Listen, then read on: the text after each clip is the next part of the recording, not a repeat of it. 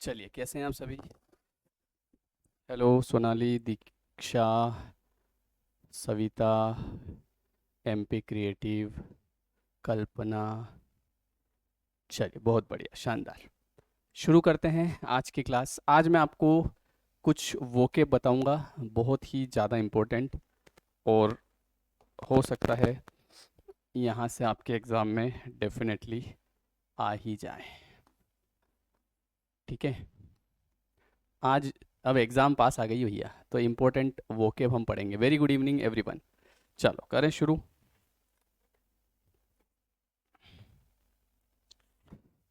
चलिए, पहले क्वेश्चन से शुरुआत करते हैं। सबसे पहले यहाँ पे एक वर्ड से मैं आपकी शुरुआत करवाता हूँ। पहला वर्ड बहुत ही ज़्यादा इम्पोर्टेंट है, ठीक है।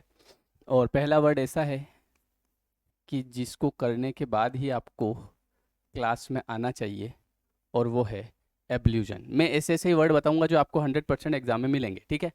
पहला वर्ड है एब्ल्यूजन। एब्ल्यूजन अगर एग्जाम में आ जाए तो याद रखिएगा, एब्ल्यूजन का जो मतलब होता है ये होता है वॉशिंग, ठीक है। एब्ल्यूजन का मतलब जो होता है ये वॉशिंग, और अगर थोड़ा सा और एडवांस में चलें तो रिचुअल वॉशिंग।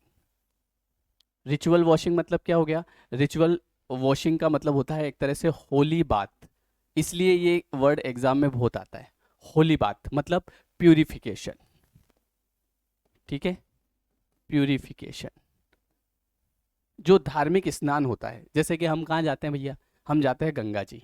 गंगा जी काहे के लिए जाते हैं? गंगा जी इसलिए जाते हैं क्योंकि हमको पता तो है कि हमने पाप तो बहुत कर रखे, है ना। तो उनको धोने के लिए गंगा जी में कौन जाता है मालूम है? वही जो पापी आदमी है, हाँ, जिसने पाप नहीं कर रखे वो थोड़ी जाएगा क्या? समझ गए?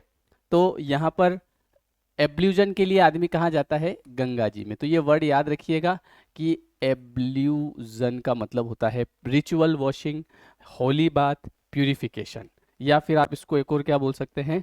बाथिंग भी बोल सकते हैं।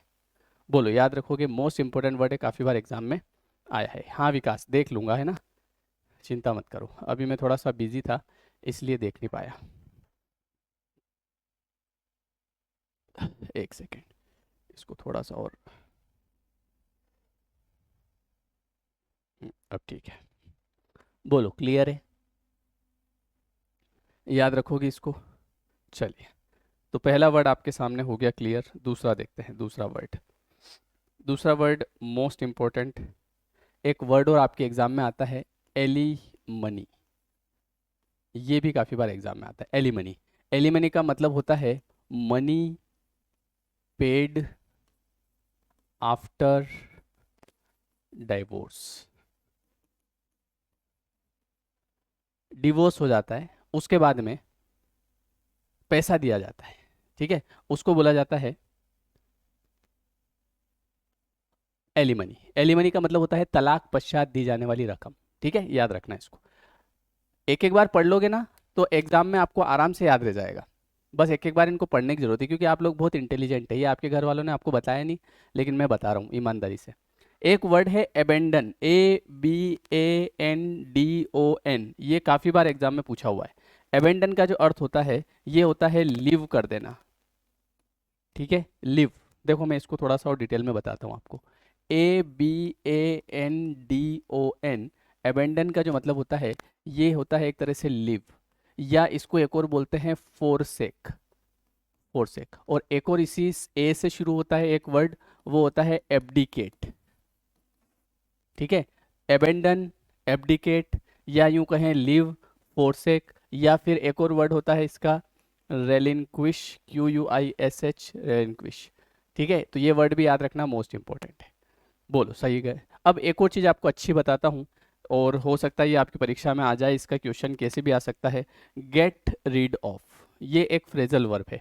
गेट रीड ऑफ का अर्थ होता है गिव अप करना, ठीक है, छोड़ देना। Get rid of, get rid of का एक अर्थ और होता है एलिमिनेट करना। एलिमिनेट, एलिमिनेट करना मतलब कि जा सजना, तुझको भुला दिया, वादा किया था हंसाने का, तूने रुला दिया, तो हमने तुझे क्या कर दिया?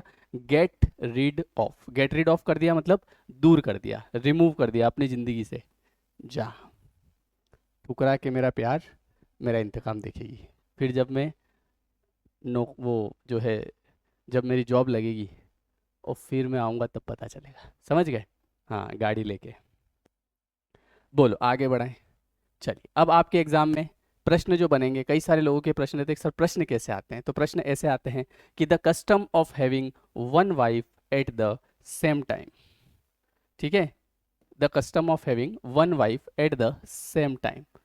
चलो मैं फोटो बना देता हूँ।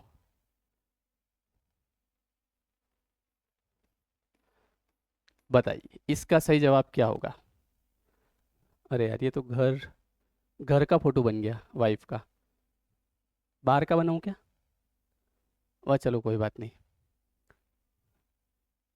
तो अब आपके एग्जाम में जो क्वेश्चन आएगा, यहाँ से 4 से 5 क्वेश्चन बनेंगे। पहला प्रश्न, the custom of having one wife. अब देखो, वाइफ कभी भी आएगा तो जिसके जीवन में वाइफ आ जाती है उसके जीवन में गम किसी के आ जाता है, किसी के चला जाता है। ठीक है, अब कितनी वाइफ? One wife. देखो इसको याद मत रखना, इसको दिमाग से लगाना। सबसे पहले वाइफ, वाइफ का मतलब हो गया गम। अब गम भी कई प्रकार का होता है ना? जैसे मोनोगेमी, मोनोगेमी। तो मोनोगेमी आपका क्या होता है भैया? मोनोगेमी मतलब वन वाइफ। ठीक है, एक होता है बी आई, बी, बीगेमी। तो बी का मतलब होता है दो। जैसे कि एग्जाम में आ जाए कि the custom of having two wives at the same time. एक समय में कितनी वाइफ? दो वाइफ। ठीक है, तो ये आपका क्या कहलाता है? बिगेमी। और अगर एग्जाम में आ जाए कि the custom of having many wives, भाई कोई आदमी कहते हैं भैया मैं खतरों का खिलाड़ी हूं, मैं खतरों से खेलूंगा, तो उसका मतलब कि मेनी वाइफ, है ना? खतरों का खिलाड़ी है मतलब, समझ लो आप, मेनी वाइफ। और क्या चाहिए? तो ये क्या है? ये है पोलीगेमी। समझ गए? तो मेनी का मतलब क्या होता है? मेनी का मतलब होता है पोली, और गम मतलब शादी या वाइफ।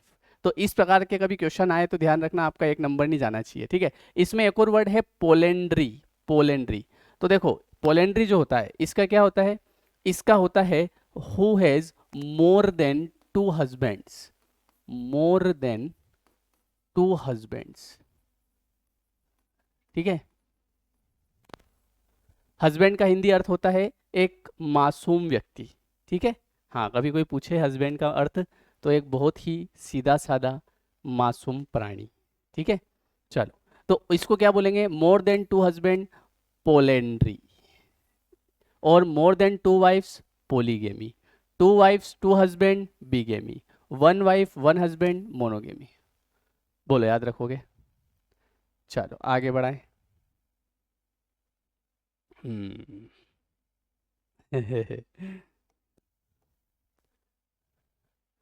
चलो आगे बढ़ाते हैं भैया। ये अब ये ऐसा प्रश्न आ गया आपके एग्जाम में, तो बताइए इसका सही जवाब क्या होगा? देखो वोकेब जो है ना, वोकेब का अथाह भंडार है। ठीक है, अपनी उम्र निकल जाएगी पर वोकेब खत्म नहीं होगी। लेकिन क्या होता है कि कुछ ऐसे वर्ड होते हैं जो कि रिपीट रिपीट सभी एग्जाम में आते हैं। मतलब ऐसा नहीं कि ये आपकी एग्जाम में आते हैं, ये एसएससी में भी आए हुए हैं, ये फूड इंस्पेक्टर में भी आए हुए हैं, ये एमपीएसआई में आए हुए हैं, है ना, एमपीपीएससी में आए हुए हैं। इसके अलावा राजस्थान की एग्जाम हो गई उसमें आए, छत्तीसगढ़ की एग्जाम हो गई, तो वहाँ से पिटारा बना के हम लोग पढ़ाते हैं। तो ताकि क्या होता है कि ऐसे कुछ वर्ड होते हैं जो आपकी जानकारी में नहीं है लेकिन हमारी जानकारी में है, रिपीट रिपीट होते रहते हैं। समझ गए? इसलिए पढ़ लो, विश्वास करके पढ़ लो। ठीक है, बाकी तो पता तो किसी को नहीं है कि पेपर में क्या आएगा, है ना? लेकिन मेहनत कर रहे हैं अपन। The custom of having many आ गया, मैनी आ गया तो आपका क्या आ गया भैया? पोली। बस खत्म, समझ गए? चलो आगे बढ़ाएं। अगला देखिएगा जरा।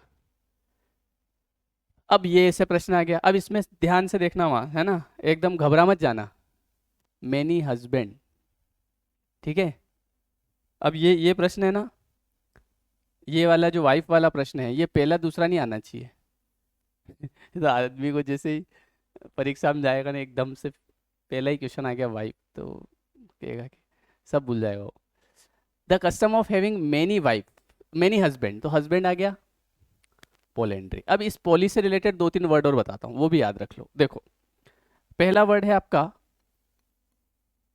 पोलीमेथ, दूसरा है पोलीगेमी, तीसरा है पोलेंड्री, चौथा है पोलीग्लोट। 4 वर्ड है, ठीक है। अब देखो, अभी याद कराता हूँ चुटकी में, एक चुटकी सिंदूर की कीमत। तुम क्या जानो रमेश बाबू। पोलीग्लोट, अब देखो इसमें ग्लोट आ रहा है तो एल से याद रखना, लैंग्वेज मतलब, पोली मतलब many, who knows many languages, उसको क्या बोलेंगे, उसको पोलीग्लोट बोलेंगे, समझ गए। पोलीमैथ, अब यहाँ पे मैथ लिखा हुआ आ रहा है, मैथ जैसे आएगा तो आपके दिमाग में आएगा मैथ क्या है, सब्जेक्ट।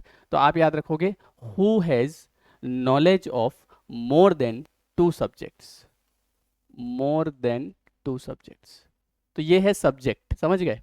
इसके बाद गम आ गया, गम आ गया तो वाइफ आ गई, बोलो समझ गए। और आनंद, ये देखो AND, आनंद आ गया मतलब साधारण पुरुष है, सीधा साधा आदमी आ गया मतलब वाइफ थोड़ी, हस्बैंड, बोलो समझ गए। कितने सारे वर्ड क्लियर हो गए आपके, ठीक है। याद कुछ नहीं रखना है, जो याद रखेगा उसको कसम डाल दूंगा उसकी अभी। बोलो क्लियर है, आगे बढ़ाए, लिख तो लिया होगा आपने। अगला प्रश्न, अब आपके एग्जाम में इस प्रकार का प्रश्न आएगा, the person who knows 2 languages, ठीक है। बताइए, जो कितनी भाषाएं जानता है भैया, 2 भाषाएं जानता है। सर आवाज नहीं आ रही, आवाज कैसे नहीं आ रही, ऐसा तो हो ही नहीं सकता। आपके मोबाइल में कम होगी, बढ़ाओ। हाँ, तो हु नोज 2 लैंग्वेजेस, जो 2 लैंग्वेज जानता है, 2 भाषाएं जानता है, उसको क्या बोलते हैं। तो दो, दो मतलब बी, ये तो मोनू है, मोनू हट जाए यहाँ से, पोली तू भी हट जा, बी ये आपका। अब बी में भी बी लिंगुअल भी है, बिगेमी भी है, तो दोनों में आपको डिफरेंस याद है। ये हु नोज 2 लैंग्वेजेस और हु हैज 2 वाइफ्स, बोलो याद रखोगे। कोई जीवन में कोई तनाव, चलो आगे बढ़ाते हैं। नेक्स्ट एक वर्ड है जो कि मैं आपके साथ में शेयर करता हूं। देखो एक क्वेश्चन आता है एग्जाम में कि डेड बॉडी के बारे में, dead body of a human being, human being, और एक आता है dead body of an animal, ठीक है। ह्यूमन बीइंग मतलब इंसान का मृत शरीर, इंसान का मृत शरीर जो कहलाता है वो कहलाता है कॉर्प्स। ये वही वर्ड मैं आपको बता रहा हूँ जो काफ़ी बार एग्जामों में पूछे गए हैं, ठीक है। एन एनिमल, एनिमल की डेड बॉडी होती है कार्कस, CARCASS, ठीक है, याद रखना इसको। इसके बाद the place where dead bodies are kept, अब सुनना, यहाँ पे 3 बातें बताऊंगा आपको। The place where dead body are kept, वो जगह है जहां पे डेड बॉडी को रखा जाता है, केप्ट, इसको क्या बोलते हैं। तो इसको हम बोलेंगे मॉर्चुरी, क्या बोलेंगे, मॉर्चुरी। किसी भी वर्ड के पीछे एरी आता है तो वो वर्ड बताता है प्लेस को, स्थान को, ठीक है। किसी भी वर्ड के पीछे एरी आता है तो वो स्थान को बताता है। जैसे अब ये तो वो जगह हो गई जहाँ पे डेड बॉडीज को रखा जाता है, रख दो भैया इसको, जैसे वो अस्पताल में रहते हैं ना, डेड बॉडी को रखने की जगह मॉर्चुरी। एक आता है the place where dead bodies are burn, जहाँ पे उसको बर्निंग किया जाता है। बर्न समझते हो आप, बर्न का मतलब होता है जलाना। एक मूवी आई थी जिसका नाम था द बर्निंग ट्रेन, है, द बर्निंग ट्रेन मतलब जलती हुई ट्रेन, देखी थी आपने कि नहीं देखी, देख लेना, नहीं देखी तो परीक्षा के बाद। तो बर्न उसको बोलते हैं, बर्न मतलब जलाना, जलाना मतलब क्रेमेट्री। और एक और आपके एग्जाम में ऐसा भी पूछा जा सकता है कि the place where dead bodies are buried, जहां पे उसको बरीड किया जाता है, बरीड किया जाता है मतलब दफनाया जाता है। तो दफनाया मतलब आप याद रखना सीमेंट, सीमेट्री, ठीक है। दफनाया मतलब सीमेंट, तो सीमेट्री, और जलाया मतलब क्रेमेट्री। ये है शमशान, ये है कब्रिस्तान, ये है शवग्रह, ये है जानवर का मृत शरीर, ये है इंसान का मृत शरीर, बोलो याद रख लोगे। इसी बीच अगर एक एग्जाम में क्वेश्चन आ जाए कि वो the frame on which the dead body is kept before burning, उस फ्रेम को क्या बोलते हैं जिस पे डेड बॉडी को रखते हैं फिर ले जाते हैं, राम नाम सत्य है, तो उसको बोलते हैं बियर, BIER, ये वाला बियर। और इसके आगे मैं लिख देता हूं फ्रेम, ठीक है। और अगर एग्जाम में आ जाए कि भैया वो जगह, the collection of would on which dead body is taken before burning, मतलब वो लकड़ियां जिनके ऊपर डेड बॉडी को रखा जाता है कैसा चल रहा है अभी, लाशें बिछा दूंगा, लाशें देखो, लाशें बिछ गई ना, हाँ फिर, तो उसको बोला जाता है पायरे, PYRE। आप इसको ऐसे याद रख सकते हो कि फाइनली जहाँ पे आदमी भगवान को प्यारा हो जाता है, तो ये होता है कलेक्शन ऑफ वुड, मतलब हिंदी में इसको क्या बोलते हैं, इसको क्या बोलते हैं, लकड़ी पे जो रखते हैं उसको क्या बोलते हैं, अर्थी, नहीं अर्थी तो ये हो गई, चिता, ये चिता है, ये अर्थी है, समझ गए। हाँ तो ये ऐसे वर्ड, अच्छा इनको ऐसा नहीं है कि आपको वहाँ छत पे जाके याद करना पड़ेगा कि Pierre Pierre Pierre Pierre Pierre, ऐसे मत करना, ये तो बस एक बार देख लो, है ना। हाँ एक बार देखने का काम है। तो एग्जाम में वैसे भी 4 ऑप्शन आते हैं, आपकी परीक्षा ऐसी होती है जिसमें प्रश्न भी वहीं रहता है, उत्तर भी वहीं रहता है, समझ गए। जैसे अपन टीपने टीपने का ले जाते हैं ना, तो वहाँ टीपने का ले जाने की जरूरत ही नहीं है, क्योंकि वहाँ नीचे उत्तर भी लिखा हुआ है। वो एक ऐसा पेपर आपका जिसमें प्रश्न भी वही उत्तर भी वही, बस ढूंढ सको तो ढूंढ लो, ऐसा मामला है, ठीक है। इसको हटा दूं, चलो ये सब हो गई डेड बॉडी, हटाओ इसको। अब नया प्रश्न देखते हैं भैया। अगला प्रश्न ये रहा, अब आपके एग्जाम में आ गया, who knows more than 2 languages, ठीक है।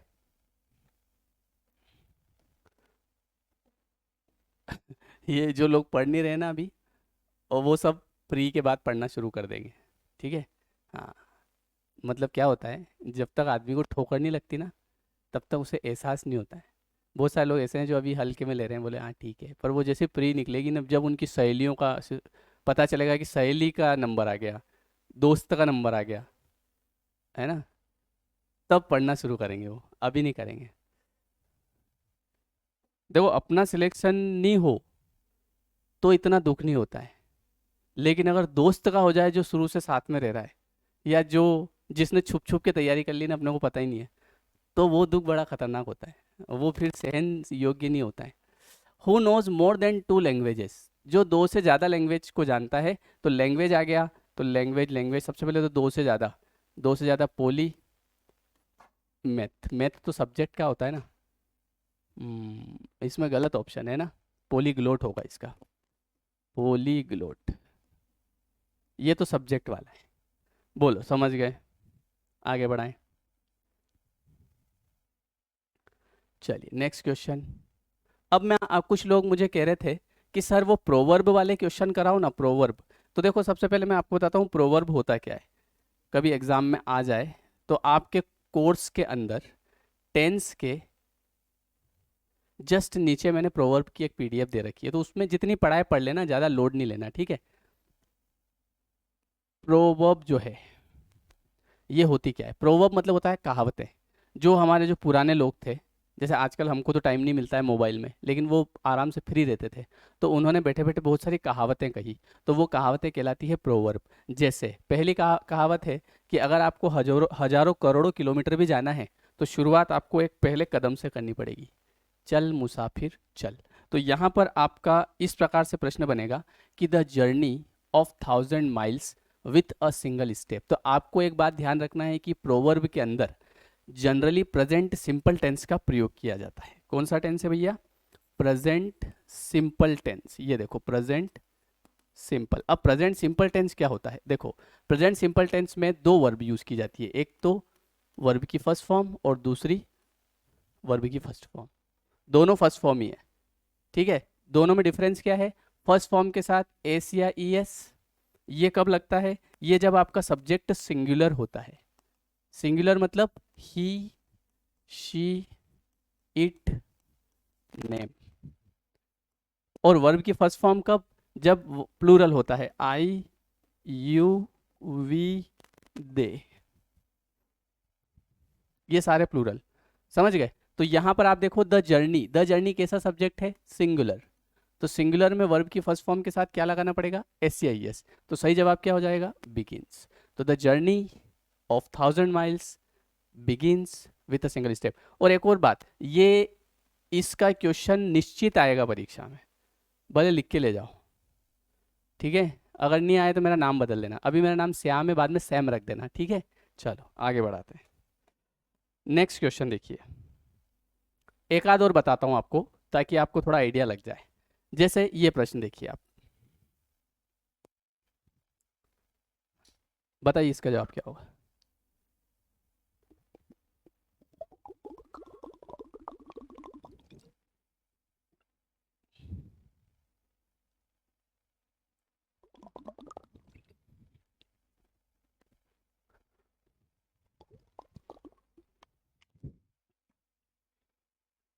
अब यहाँ पे क्या लिखा है, ये कहावत है, ये पुराने लोग कह गए कि ये जो तुम जैसे अपने साथ होता है ना कि मुझे अच्छा नहीं लग रहा है किसी के बिना, उसका एक कारण है। पुराने लोग कह गए कि absence the heart grow fonder, समझ गए कि अब यहाँ पे एब्सेंस लिखा हुआ है, सिंगुलर सब्जेक्ट है, तो सिंगुलर है तो यहाँ आ जाएगा मैक्स।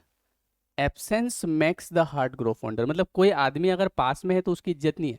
जैसे अपने घर में अपने मम्मी पापा है तो हाँ है उसमें, हम क्या है ही रहते हैं, सबके रहते हैं, इसमें क्या है, समझ गए। लेकिन कोई व्यक्ति जो दूर है तो उससे पूछते हैं अपन, हाँ खाना खाया, हाँ टाइम से खा लेना। लेकिन जो घर में 5 जने हैं उनसे कभी नहीं पूछा अपन ने, क्यों नहीं पूछा, क्योंकि वो दूर है ना, तो दूर के ढोल सुहावने। Absence makes the heart grow fonder. बोलो बात समझ में आ गई। चलो आगे बढ़ाएं। ऐसे प्रश्न आएंगे प्रोवर्ब के तो आप समझ जाओगे वैसे भी, है ना। और बताते हैं, देखो ये देखो अगला प्रश्न आ गया, इसका जवाब दो क्या आएगा।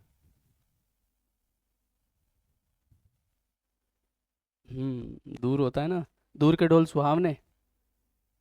फिर फिर उन ढोल को आदमी अपने घर लेके आता है, बोले कि वो ढोल बज रहे मुझे अच्छे लग रहे, फिर घर आके फिर वो पास में बजते ना, फिर पता चलता उसको, फिर बोलता अब मैं तैयारी करूंगा।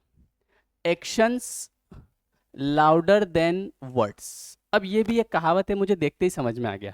देखो कैसे समझ में आएगा, एक और बात कि इसमें किसी व्यक्ति का नाम नहीं है, राम श्याम आई यू वी दे, है ना, तो उससे भी समझ में आता है। तो ऐसे केस में हम यहाँ पे लगाएंगे, एक्शन में एस लगा है चूंकि, तो हम स्पीक में नहीं लगाएंगे, मतलब स्पीक आएगा इसमें, समझ गए। जैसे अगर आपका नाउन जो है उसमें एस नहीं है तो वर्ब में लगाना, ये देखो। और अगर आपका जो नाउन है उसमें एस है तो वर्ब में नहीं लगाना। ये लॉजिक हमेशा याद रखना, ठीक है। मतलब इसके ने इसके 36 का आंकड़ा है, मतलब इसमें एस लग रहा है तो हम वर्ब में नहीं लगाएंगे, इसमें नहीं लग रहा है तो हम लगा देंगे, ठीक है। चलो अगला प्रश्न देखते हैं जरा। अब ये एक कई प्रोवर्ब इस प्रकार की आ जाती है जिसमें कोई नियम नीति नियम नहीं लगता है, जिसमें याद ही रखना पड़ेगा आपको। जैसे बेटर लेट देन, और 4 ऑप्शन आ गए। अब बताओ जरा इसका जवाब क्या होगा। अच्छा क्वेश्चन है ये।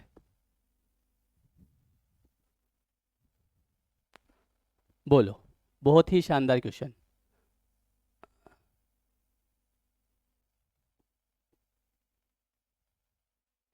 हाँ सुप्रिया, सब करवा देंगे, है ना सुप्रिया, चिंता मत करो। और जितने भी लोगों का अभी एग्जाम होने वाला है सबका सिलेक्शन हो गया है, ठीक है। हाँ इसलिए टेंशन मत लो, खुशी खुशी पढ़ो। चिंता करने से चिंता से चतुराई घटे, ध्यान रखना, चिंता नहीं करना। जब चिंता करके परीक्षा में जाओगे ना तो तुम्हारी चतुराई घट जाएगी। तो कहते हैं कि चिंता से चतुराई घटे और दुख से घटे शरीर, तो चिंता नहीं करना ज़्यादा, ठीक है। Better late than never. आप कहीं पे नहीं पहुंचो, किसी की शादी में जाना है तो वहां नहीं पहुंचो, इससे तो बढ़िया है कि थोड़ी देर से पहुंच जाओ, ठीक है। बहुत सारे लोग बहुत जल्दी करते हैं, तो ये भी एक कहावत है। चलिए कुछ वर्ड और बताता हूँ आपको, मुझे याद आ रहे हैं, फिर भूल जाऊंगा मैं। अब देखो,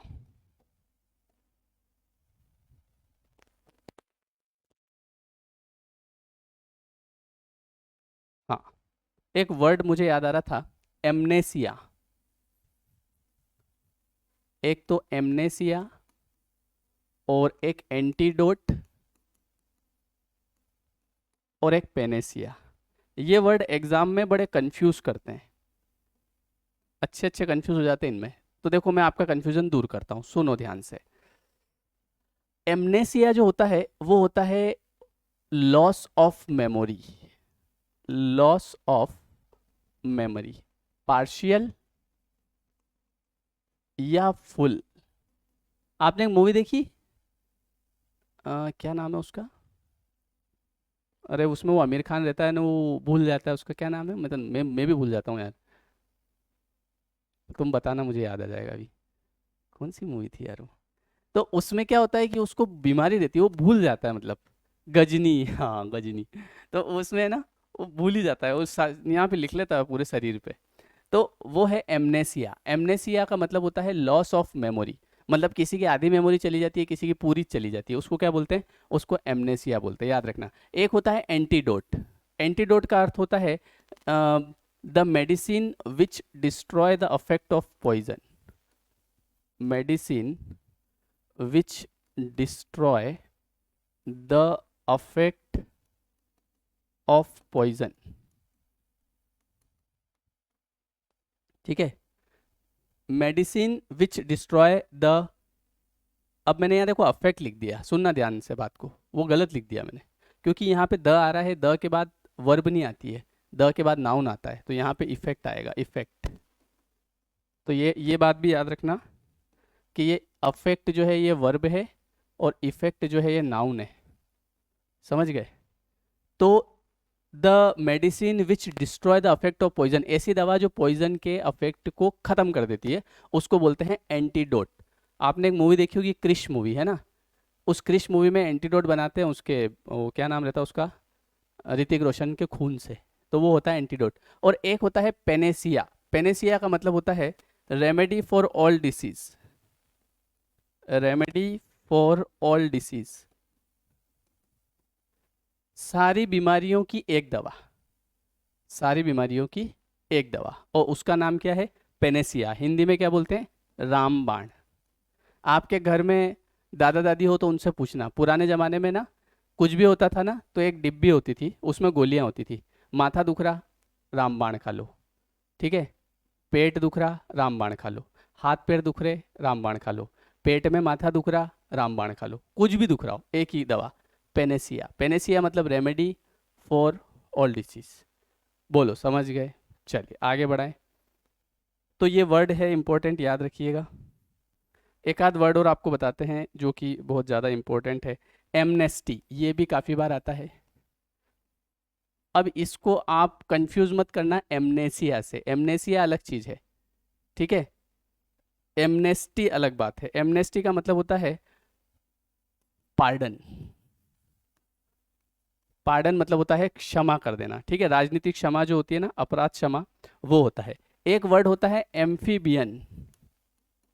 एम्फीबियन, एम्फीबियन किसको बोलते हैं, the animal who lives both water and land, ठीक है, जो पानी में भी रहता है और धरती पे भी रहता है, दोनों जगह रह सकता है, उसको बोलते हैं amphibian. Amphibian who lives both water and land, ठीक है, तो इसको बोलते हैं उभयचर, उभयचर। तो ये वाला भी याद रखना, इंपॉर्टेंट है, ठीक है। इसके बाद एक और आपको बताते हैं, एक और वर्ड बहुत बार एग्जाम में आता है, पोस्थमस। पोस्थमस, पोस्थमस का जो अर्थ होता है वो होता है आफ्टर डेथ, ठीक है, आफ्टर डेथ मतलब मरणोपरांत। जैसे किसी को कोई पुरस्कार मिला, पोस्थमस, ठीक है, तो पोस्थमस का मतलब होता है आफ्टर डेथ, मरणोपरांत। चलिए आगे बढ़ाएं, नेक्स्ट क्वेश्चन देखते हैं।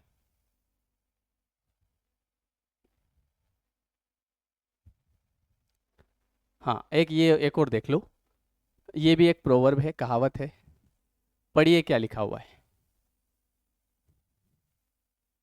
सर अनसीन पैसेज में दिक्कत आती है, देखो मेरी बात सुनो, अनसीन पैसेज है ना, भले आप कितने भी कर लोगे पर एग्जाम में नया ही आएगा, क्योंकि उसका नाम है अनसीन, ठीक है। तो उसकी प्रैक्टिस अगर करनी है तो उसमें समय लगता है, साल 2 साल, क्योंकि उसमें आपको बहुत ज़्यादा पढ़ना पड़ता है किताबों को, और धीरे धीरे आपकी अंडरस्टैंडिंग अच्छी होती है। एग्जाम के टाइम पे अनसीन पैसेज करने की गलती मत करो। एग्जाम के टाइम पे अनसीन पैसेज वहाँ पे अनसीन आएगा तो उसमें वैसे भी बन जाएगा, चिंता मत करो, ठीक है। 5 में से 4 क्वेश्चन तो बना ही लोगे कैसे भी करके, अंदर से ही मिलेगा सब, कहीं बाहर से कुछ नहीं है उसमें, ठीक है।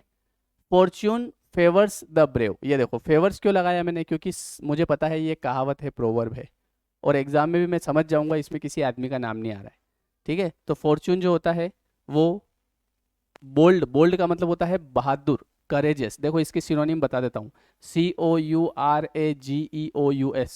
और एक और इंपॉर्टेंट चीज बता देता हूँ, OUS लगने से वर्ड एडजेक्टिव बनता है, ठीक है, ध्यान रखना। OUS लगने से नाउन में अगर OUS लगेगा तो वर्ड एडजेक्टिव बनेगा, ठीक है। तो करेजियस जो है ये क्या है, बोल्ड, करेजियस। और इंट्रेपिड, इंट्रेपिड और डेयरिंग, साहसी, इसका मतलब क्या होता है, इसका मतलब साहसी होता है। करेजेस, करेजेस का मतलब होता है जिसके अंदर मतलब साहस होता है, हिम्मत होती है, ठीक है। हाँ, तो वो होता है डेयरिंग। चलो आगे बढ़ाएं। अब इसमें बताओ आप क्या होगा इसका जवाब, बोलो। कोमल, ज्ञान, अमित, शीतल।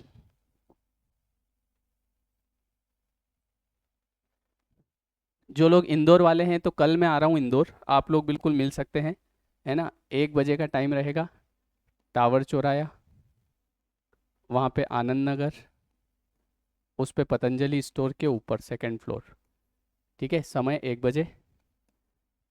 तो वहाँ पे अनअकैडमी स्टोर लॉन्च हो रहा है, तो आप बिल्कुल जो इंदौर वाले हैं वो आ सकते हैं, ठीक है।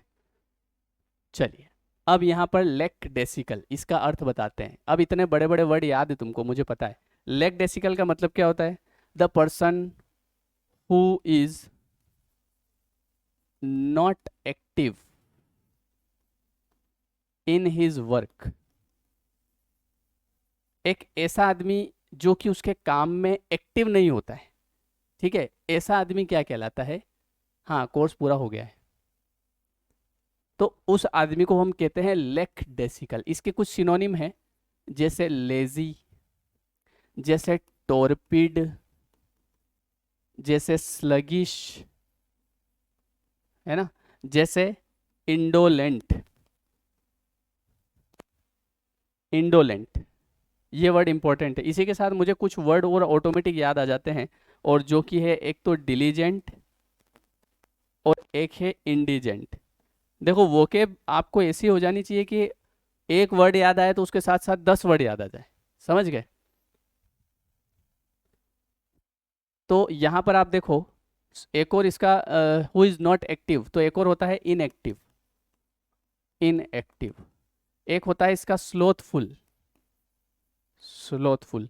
एक होता है लेग डेसिकल, ये वाला। हाँ, एक और बात, लेग डेसिकल की स्पेलिंग भी याद रखना, एग्जाम में स्पेलिंग भी आ सकती है। देखो मैं याद करवाता हूँ, LACKA, ये ए नहीं लगाते बच्चे, ठीक है।